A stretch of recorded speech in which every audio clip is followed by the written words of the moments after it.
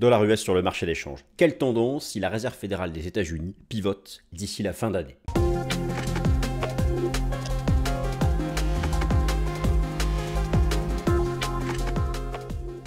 Chers amis, je suis ravi de vous retrouver, une nouvelle édition du Fast and Forex. Nous allons parler du dollar américain. Le dollar américain en version absolue, en version relative. Eh bien oui, la Fed, elle parle ce soir, le marché n'attend pas de pivot, mais le marché se projette sur un pivot de la Fed mercredi 18 septembre ou mercredi 7 novembre.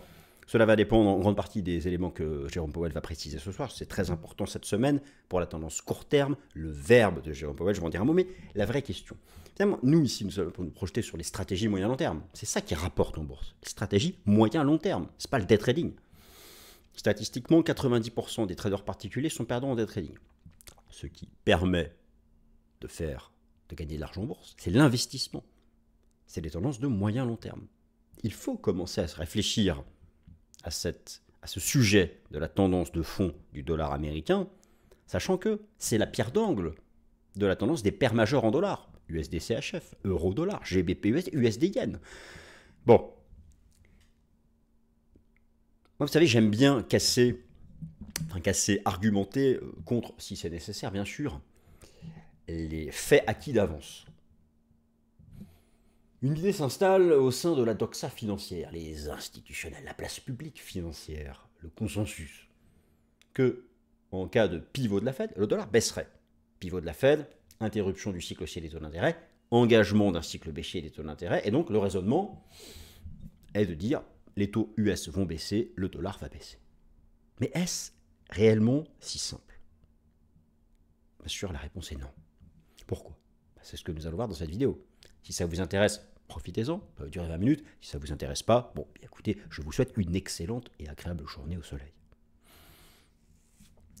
Tout d'abord, de manière absolue, si la Fed devait pivoter, effectivement, des éléments liés à la rémunération du dollar, baisse des taux d'intérêt, c'est la rémunération du dollar qui baisse sur le marché monétaire en particulier, mais aussi sur le marché de l'obligation, doit exercer une pression baissière sur le dollar. Mais comme la tendance du dollar est multifacteur, si les taux US exercent une pression baissière, très bien, mais les autres facteurs, n'oubliez pas, le marché d'échange a un côté relatif. Il y a la tendance de fond du dollar américain face à un panier de devises, mais il y a aussi l'euro-dollar, l'USD yen, le GBP USD, l'USD, CHF, l'USD CAD, l'AUD USD, le NZ USD. Si l'euro-dollar s'effondre à cause d'un problème structurel qui concerne la zone euro, le dollar ne peut pas baisser. Car dans le calcul du dollar américain, c'est 52% d'euro-dollar. Les parités sont, les poids relatifs sont fixes. Tout ça, je vous rappelle ça dans la vidéo qui commence là. Donc même si la Fed pivote, mais qu'un élément structurel vient affaiblir le taux de change de l'euro, le dollar montera. Parce que, d'un point de vue relatif, il ne peut que monter. Même si, d'un point de vue absolu, des pressions baissières s'exerceraient à cause du pivot. Vous comprenez? Donc, c'est à s'arracher les cheveux. Et donc, c'est pas si compliqué que ça, vous allez voir. Il faut essayer de peser tous les facteurs. Donc, c'est ce qu'on regarde. C'est parti, les amis. Dollar US, quelle tendance si la Fed pivote en septembre? Bien sûr, on parle aussi du court terme en cette semaine hyper chargée sur le plan des fondamentaux de la finance traditionnelle. Et en particulier, mes chers amis, une décision de politique monétaire de la Réserve fédérale des États-Unis. Le plan de cette émission s'affiche sous vos yeux. La Fed devrait enfin pivoter le mercredi 18 septembre. Vous avez lu mercredi 18 septembre. Pour la plupart d'entre vous, vous regardez cette vidéo peut-être mercredi 31 juillet. La Fed parle mercredi 31 juillet. En réalité, ce soir, le marché n'attend rien de la Fed. Enfin si, un communiqué de presse et une conférence de presse. Un communiqué à 20h et une conférence de presse à 20h30. Le marché a besoin d'entendre, de lire la mention rate cut. C'est la clé. C'est décisif. Ça va agir sur la partie absolue du dollar américain.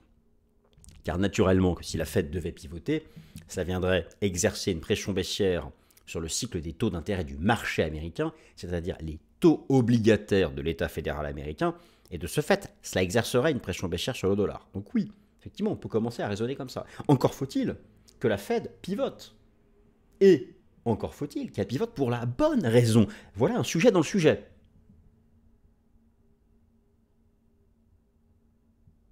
Oui, si la Fed pivote, cela exerce une pression baissière sur les taux obligataires. Donc sur le dollar, en théorie. Mais reste à connaître la raison du pivot. Si la raison est saine, la désinflation, on a vu que, bon, il y a une petite déception vendredi dernier sur les chiffres du PCE, même si tous les indicateurs avancés d'inflation sont favorables. Vous savez, moi, tous mes indicateurs avancés me disent qu'on va avoir des bonnes surprises en août. Je vous prépare ça pour le Top Gun de lundi prochain. Et oui, Top Gun et Fast and Forex ne s'arrêtent jamais, tout au long de l'été. On est là, on accompagne le marché. La bonne raison, la raison saine, c'est la désinflation. Vous allez voir, moi, mes indicateurs avancés me disent que le prochain CPI du 14 août, ils sont bons. Ça va sentir bon. Par contre, si la Fed pivote pour la mauvaise raison, le chômage, la destruction d'emplois, la récession. Si les États-Unis entrent en récession, l'Europe y entre. Là, à ce moment-là, le dollar exerce un attrait pour son aspect refuge. Il ne baissera pas dans ce cas de figure-là. Il ne baissera pas. Donc ça, c'est la partie absolue. Il y a aussi, bien sûr, toute la partie relative. On va aussi parler d'analyse technique. On va pas, techniquement parlant, où est l'euro-dollar, où en est le USDN, où en est le GBP-USD cette semaine. Vous pourriez avoir le pivot de la Banque d'Angleterre cette semaine. Jeudi 1er août, décision de politique monétaire de la très vénérable Banque d'Angleterre, qui fut pendant longtemps la banque centrale majeure. C'était la Fed de l'époque. À l'époque où le Royaume-Uni, l'Empire britannique, était la première économie mondiale. Et la bourse de Londres, la livre sterling a été la monnaie dominante jusqu'en 1939. Bon. Et le GBP-USD représente encore, vous allez voir, 11% du calcul du dollar américain face à un panier de devises. Donc il y a beaucoup de choses techniques comme ça, on peut savoir. Mais donc, la Banque d'Angleterre n'a pas pivoté. Je vous rappelle que la BCE a déjà pivoté. La Banque d'Angleterre, non. La Fed, non. Le marché attend cette semaine, au sein du comité de politique de la Banque d'Angleterre, vous avez 9 personnes qui votent. Cette semaine, le consensus, c'est 5 qui voteraient pour, 4 contre. Donc pour oui, ça pourrait pivoter, mais c'est pas sûr. Est-ce qu'on parie sur le pivot de la Banque d'Angleterre cette semaine? Cela impactera le GBP-USD et donc le dollar. Il y a beaucoup de choses. Donc cette semaine, elle est chargée. Il faut essayer de comprendre tous ces mécanismes. Là, c'est la partie relative du dollar. Et la Banque centrale du Japon, vous avez pris connaissance la nuit dernière de sa nouvelle décision de politique monétaire. Quid de l'USD-Yen? Naturellement qu'un scénario baissier du dollar américain, c'est un USD-Yen qui casserait des supports. Quel est le support moyen? Il y a eu un vrai rebond du Yen depuis 10 jours. Bon, maintenant, on voit ce qu'il en est aujourd'hui, mais il y a eu un vrai rebond du Yen depuis 10 jours. Donc, une baisse de l'USD-Yen. Je vous avais averti sur ce risque. D'ailleurs, les institutionnels, vous allez voir, il y a du changement sur l'USD-Yen. On a beaucoup de choses à voir, donc pardon. Je dois remplacer le on par le nous. Les parties sont sous vos yeux. La Fed devrait enfin pivoter le 18 septembre. Le dollar US sera sous pression si et seulement si les taux obligataires cassent des supports moyen terme. Troisième partie, attention à la tendance relative du dollar américain. Euro-dollar, USD-Yen, GBP-USD, Banque du Japon, Banque d'Angleterre, Banque Centrale Européenne. Dollar américain, positionnement institutionnel et analyse technique. Technical analysis, comme disent nos grands amis britanniques. Et comme dit Jérôme Powell, la Fed devrait enfin pivoter le mercredi 18 septembre prochain. C'est la clé. C'est la clé. La Fed dévoile ce mercredi une décision de politique monétaire. Le consensus n'en attend rien. Le dollar, lui, est toujours leader. Vous savez, le dollar, depuis le début de l'année, il est leader. Alors, de pas grand-chose. Hein. Au passage, petit tuto TradingView, je vous remets ici les codes des indices de vie sur TradingView. DXY pour le dollar américain, BXY pour la livre sterling, EXY pour l'euro index, AXY pour le dollar australien, CXY pour le dollar canadien, SXY pour le franc suisse, j'allais dire la livre suisse, dollar néo-zélandais et yen japonais. Pour le yen suisse, les amis. Eh oui, on peut fatiguer parfois, vous savez, comme ça, on peut avoir besoin de vacances, un peu. Mais je resterai sur le pont. Le marché n'attend rien de la Fed ce mercredi. Mais le marché attend, voilà, qu'est-ce que j'ai fait? Soit le 18 septembre, soit le 7 novembre, un pivot de la Fed. Ce mercredi 31 juillet, la Fed parle. Il y aura un communiqué de presse et il y aura une conférence de presse. Le marché a besoin d'entendre ou de lire, c'est ça qui compte, le mot rate cut. Le consensus au sein des institutionnels à 51%, c'est que ce soir, la Fed, dans son communiqué et dans la conférence de presse, va mentionner une baisse de taux possible. Comme elle avait fait en décembre dernier avant de se rétracter puisqu'il y avait eu un rebond de l'inflation. Mais vous savez que cette inflation est repartie à la baisse, même s'il y a eu une déception sur le PCE de vendredi dernier. Effectivement, il y a eu une déception sur le PCE de vendredi dernier, qui ne baisse plus, qui ne baisse pas, qui se met... Mais bon, la tendance est quand même la bonne. Tous les indicateurs avancés d'inflation sont hyper optimistes. Vous savez, juillet, ça va être beau. Regardez l'effondrement de Trueflation en juillet. Ça va être très très bon. Bon, par contre, la prochaine mise à jour, le CPI, c'est le 14 août. Donc il va falloir être un peu patient. Mais donc, le marché pense que c'est vraiment ça. Ce qui agit sur le dollar cette semaine, dans le côté absolu, ce sont les mots, le verbe. Vous savez, le premier instrument de politique monétaire, c'est la communication. C'est les mots, le verbe. Certains disent parfois même la couleur de la cravate de Jérôme Powell. Bon.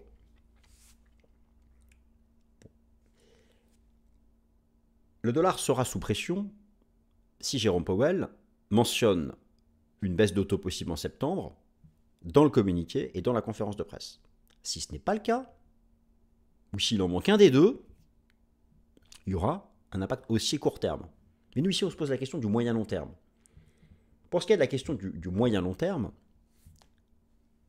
le pivot de la Fed, il y a plusieurs choses. Déjà, le fait de pivoter, c'est bien une baisse de taux. Le dollar sera sous pression si derrière, il y a une série de baisses de taux.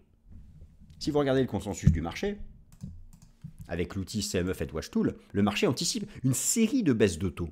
7 novembre, 18 décembre, 29 janvier, 19 mars, 30 avril 2025.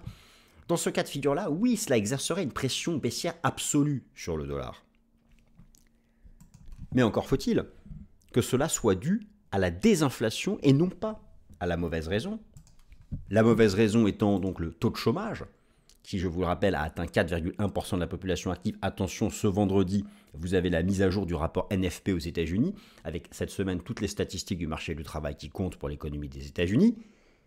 Et vous avez l'inflation.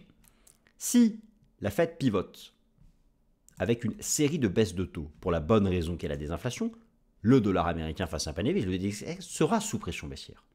Ça ne sera pas le cas si la Fed pivote pour des raisons liées à la récession.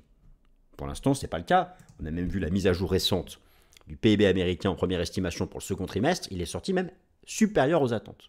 Donc, pour le moment, on pourrait se projeter sur un pivot de la Fed pour la bonne raison. Au final, le dollar, faut-il shorter donc le dollar américain en cas de pivot de la Fed? Oui, si c'est un pivot pour la bonne raison, s'il y a une série de baisses de taux. Non, si c'est un pivot pour la mauvaise raison. D'autre part, faut-il shorter le dollar américain si la Fed pivote à la rentrée?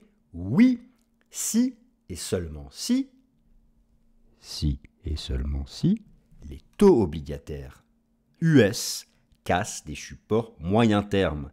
Si et seulement si, les taux obligataires US cassent des supports moyen terme. Et ça, c'est la clé, en particulier le 2 ans américain, l'horizon de temps hebdomadaire. Regardez comme c'est intéressant en y ajoutant les enseignements du système Ishimoku. Ici, vous avez eu le signal baissier moyen terme d'avril 2019, le signal haussier moyen terme de septembre 2021, avant la vague inflationniste. Et là, regardez comment on travaille. Et nous ne sommes... Allez, comment on travaille le bas du nuage. Et voilà, pour l'instant, il n'y a pas de cassure des supports moyen terme. Il y a eu des signaux baissiers journaliers dont je vous parle depuis un certain temps, mais il n'y a pas encore les signaux baissiers moyen terme. Il faut casser cette zone ici sur le 2 ans des États-Unis et il faut casser cette zone ici en données hebdomadaires sur le 10 ans des États-Unis pour reproduire ce signal, avoir un signal opposé à celui-là et avoir un vrai signal baissier sur les taux obligataires US. Pour l'instant, ce n'est pas le cas.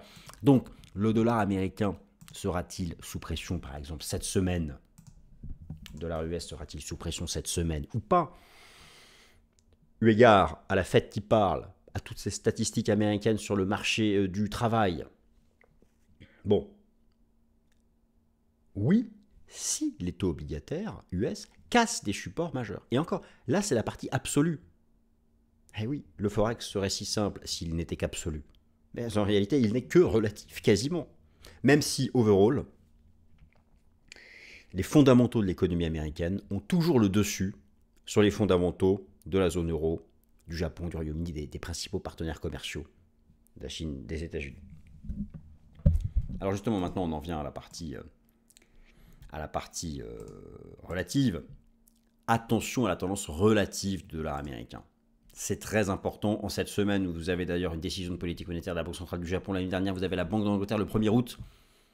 Les fondamentaux de la zone euro, ce qu'on appelle le DXY, l'actif que j'étudie dans cette vidéo avec vous, qui est la clé, que les institutionnels regardent dans toutes les salles de marché. Je connais pas mal de monde, moi, dans les boîtes d'asset management et de hedge fund. Tout le monde regarde le DXY. Il est public, vous l'avez sur TradingView. C'est la base. Pour que l'euro-dollar monte, le DXY doit baisser et inversement. Comment c'est calculé ça, ce fameux DXY? Eh bien, ce sont des pondérations fixes. 57,6% d'euros, 13,6% de yens japonais, 11,9% de livres sterling, et ensuite du reste. Bon, le petit franc suisse, il pèse pas grand-chose. Hein.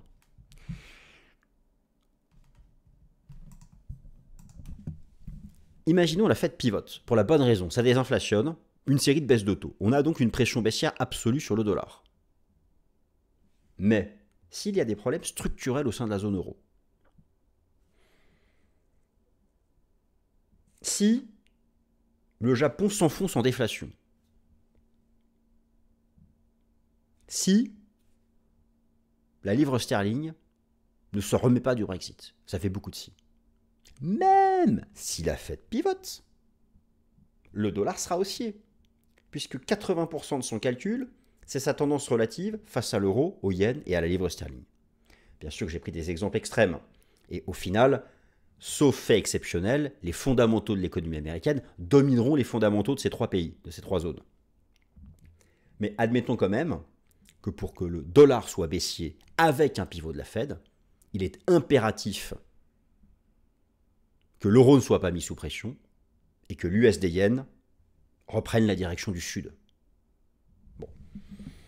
Alors justement, cette semaine, il est très important d'avoir en tête que la Banque d'Angleterre pourrait pivoter. Vous avez ici le taux d'intérêt directeur de la Banque d'Angleterre, qui est depuis un an stable tout en haut. Hein. On est vraiment et donc le consensus, c'est une baisse à 5,25. Maintenant, pour le dollar américain, ça face à un panier de billets.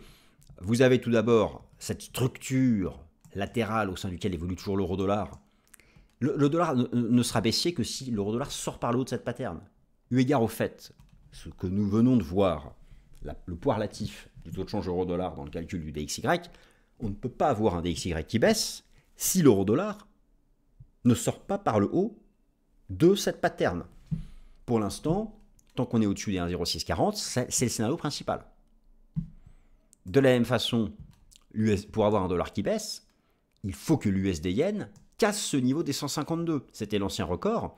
Il y a des divergences baissières. Je vous l'avais montré cette divergence baissière récemment. Elle a agi, puisqu'elle nous a ramené des 162 yens à 152 yens, ce qui fait quand même 1000 pips de yens. Et au passage, vous avez une modification du positionnement institutionnel sur l'USD-Yen, avec un début de rachat de short sur les positions yen. Attention, ici c'est le yen-USD.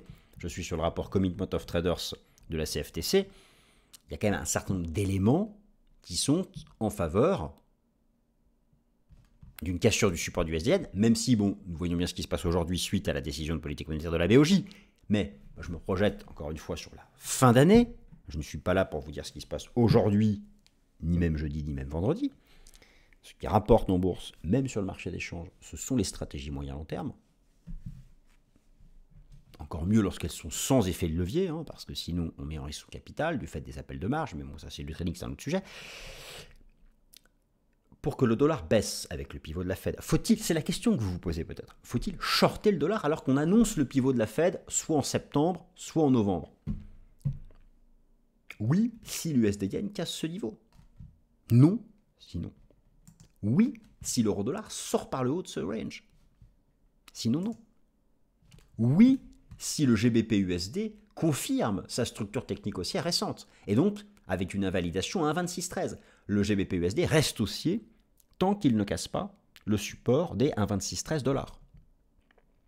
Et en réalité, tout est relatif. Même si la Fed pivote, le dollar pourrait monter.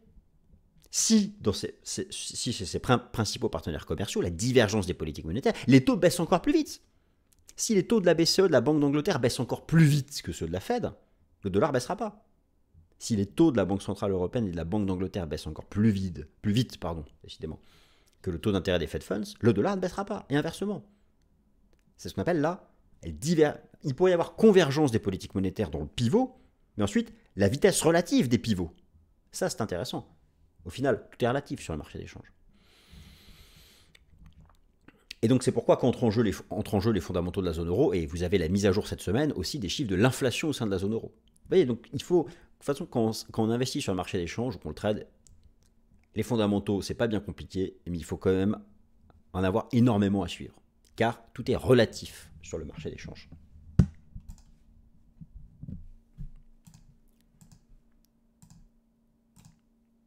Dollar US, positionnement institutionnel et analyse technique pour conclure cette vidéo.